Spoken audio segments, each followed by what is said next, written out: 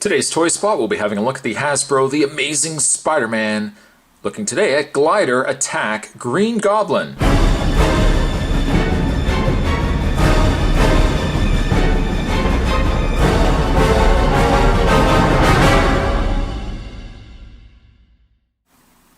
The Green Goblin does look, in fact, to be a repack.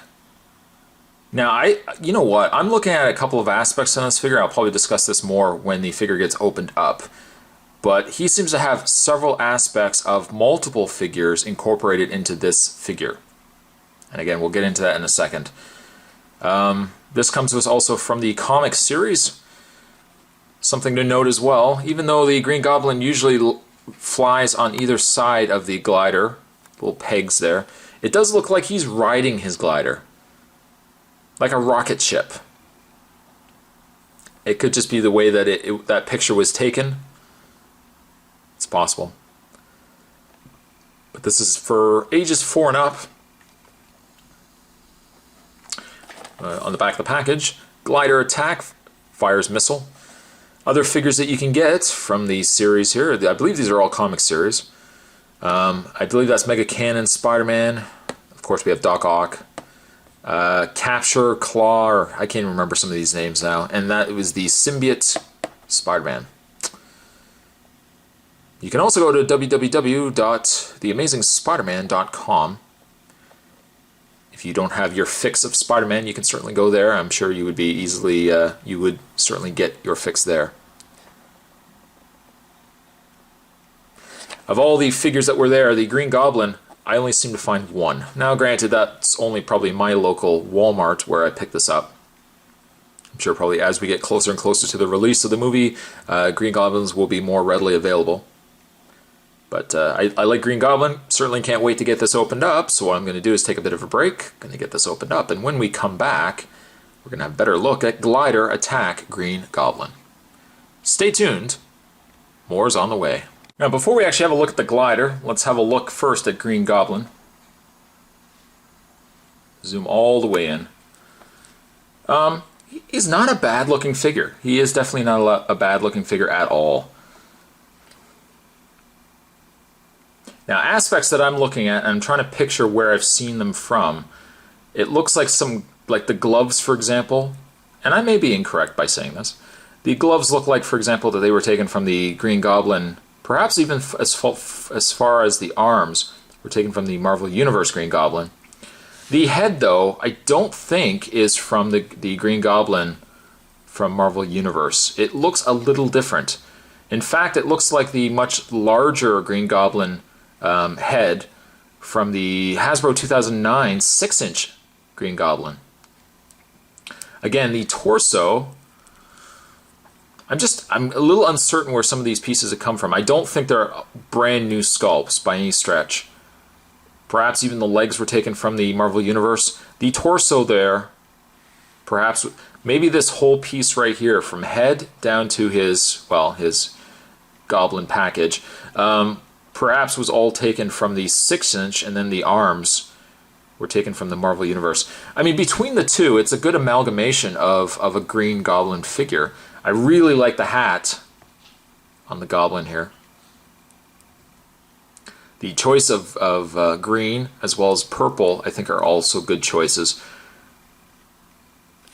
It would have almost helped, let's zoom in again to his face, it would have almost have helped, I think, if they had just done a little extra paint on the face of Green Goblin. The light green is nice, but I think some of the details get overlooked. Like in the ears, for example, they could have put a wash around the cheeks just to kind of bring that out a bit. But I think the arms and I think the legs definitely work really, really well because they don't have just that light green. They've got a little bit of like a dark green wash in there also. Sculpt is done really, really nice. Again, bringing your attention to the hat. I think the hat is done exceptionally well. No accessories really with the Green Goblin. No pumpkin bombs. His little man purse, anything like that.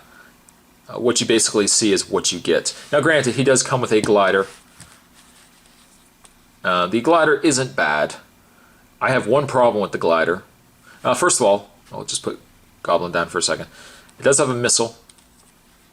You just press the button on the top. Now, it's got the markings on the glider. Let's zoom into that. I mean, something like this, I'm just going to fire the missile. The missile is in right now. When I fire the missile, it brings this base out, or this other color, like so. But I don't know, it's for me, it's just something that doesn't even need to be there. Like, I personally would not lose sleep over the fact that that's not there. The fact that it's on all of the gimmick firing mechanisms and other mechanisms that come with this line, it's so surprising that they put that in there, but they don't really advertise it on the packaging, yet they build it into the toy as if it's a big deal. And maybe I'm just missing the fact it's I don't think of it as a big deal.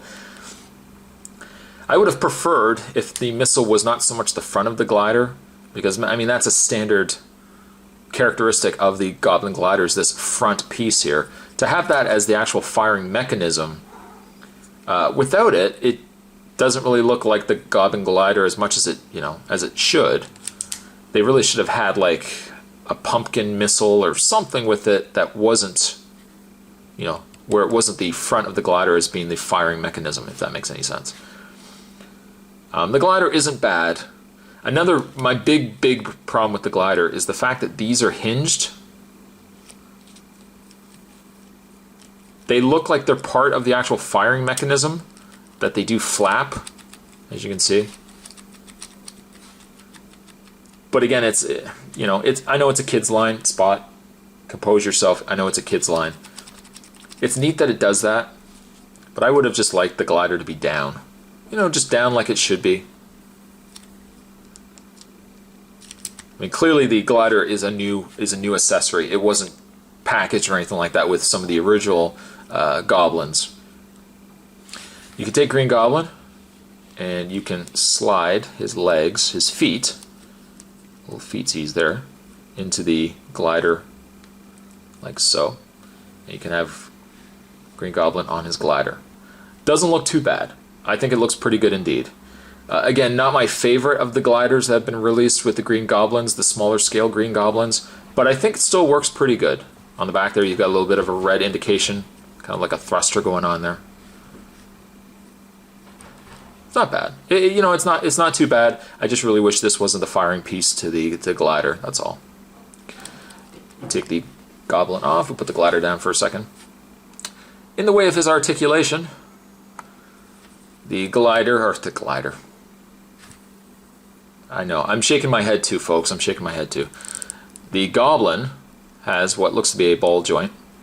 Although, see where the sculpt on the head, or on the hat stops, or starts? You can't get the head any further back, which is a bit of unfortunate, but he has a pin and socket shoulder. You can rotate the arms all the way around. You can rotate the forearms all the way around as well, bend at the elbow. Nothing in the hands, which is fine. As I was mentioning before, let's get that arm right there.